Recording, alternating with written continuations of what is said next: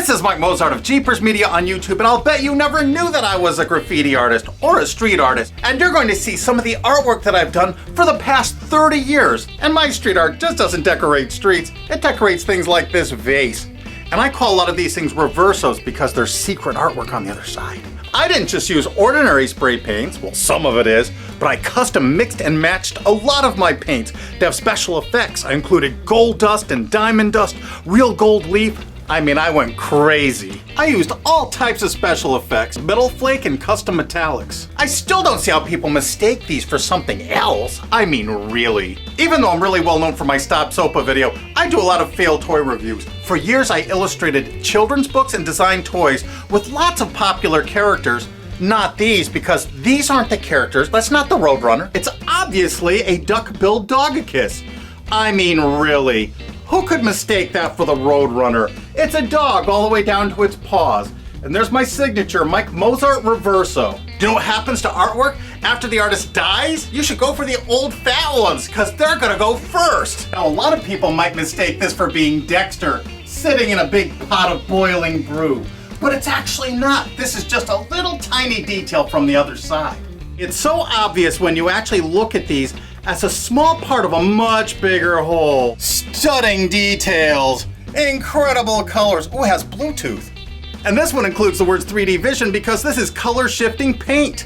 Depending on the angle you stand, it turns different colors. And this character is called the Lab Rat. And of course it's a genuine Mike Mozart Reverso. I mean, really larger character. Look how big I am. I don't do anything little. Everything's enormous. What I'm hoping to do is find a gallery, maybe in New York City. That would be ideal since I live right outside New York City, that wants to show this controversial show. Of course, it'd have to be a gallery that was clever enough to show that these paintings are on both sides.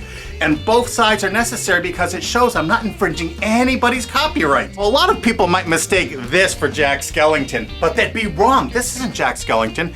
It's a detail of a much bigger picture. That's on the other side, the Reverso. But now look at what this painting actually is.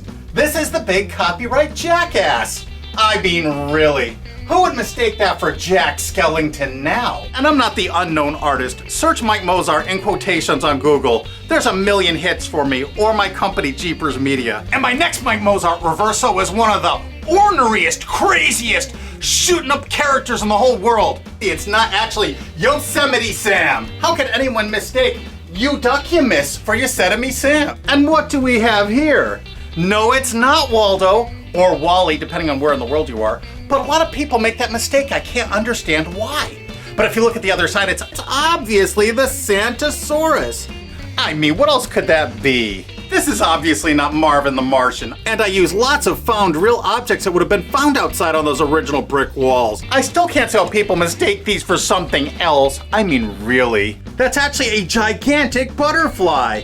Of course. How could anybody get that wrong? We need to save fair use because this is commentary on the big media companies and how they're trying to silence you. So copyrights now are the beast. And on the Reverso part, I use paint markers, sometimes I use spray paint, but the boards are always prepped with crazy backgrounds before I start. Do you think I should just do my YouTube videos and do these paintings and just retire? This is a continuation of the street art that I was doing in the 1970s and 80s. I was doing it before it was popular. I created a lot of these samples way back then. And what happened is the galleries at the time said, no one's gonna buy graffiti art. You can see it in the streets for free. And then Keith Haring came out and made street art very popular. But by then I was illustrating children's books and designing toys and I had a family and I didn't have the time anymore to put into my artwork, but now I do. And now I have a reason, just to show the hypocrisy of these people. All of this artwork is fair use, absolutely. All of my works of art are two-sided commentaries on the hypocrisy and ridiculous copyright laws we have now that are being manipulated by big media companies that'll claim they own the tiniest shred of media. And one of my favorite street artists and good friends is Alec Monopoly. He's a brilliant artist of the Monopoly guy, and he uses him in lots of very critical commentary and social ways. He made this shirt for me when I was visiting him at Alki David Studios. And of course, Alex signed it everywhere, as he normally would, and the cuffs. Hey, this is not Eric Cartman. I mean, a lot of people would mistake that for Eric Cartman, but it is definitely not. especially when you see the other side. Just one small piece of a much larger picture, the pterodactyl, another Mike Mozart reverso. That's obviously a dinosauric creature. Now this isn't what you think it is. This is not Raphael.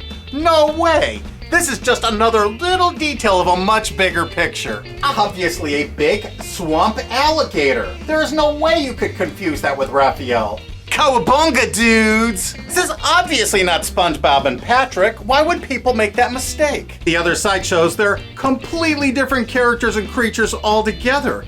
It's a big pink sea anemone and some weird undersea fish being attacked by an even bigger fish. And Mike Mozart's reversos aren't just graffiti art on wallboard, they're also incredible vases. They're also, this is not Scooby-Doo. If you saw the other side, you would see it's not. This is another Mike Mozart free to re-upload anywhere on the internet you wish video, or you can click this remix button under the screen and you can re-upload it to your channel and the views will count on your channel. How can you beat that? Help me spread the word. Mike Mozart reversos are also on a lot of antique clocks. I especially like the original George Nelson clocks for Herman Miller.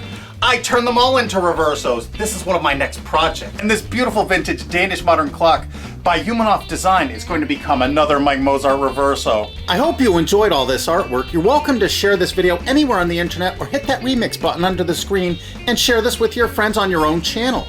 I also made a lot of pictures. I made over 120 of these. Most I've given away. I still have at least 27. That's my homage to Keith Haring, which I was very proud of. I made that in 1990 and really loved it. And here's a little bit closer look at the Keith Haring picture. I used all kinds of, what at the time, revolutionary painting techniques. And I kept a little leather-bound book, and I kept track of all those techniques, and I'm going to bring them all back in a lot of new pictures. So please, share this video anywhere you can. If you know someone owns a gallery, great. Send them a link to this. I really appreciate it. Thanks again.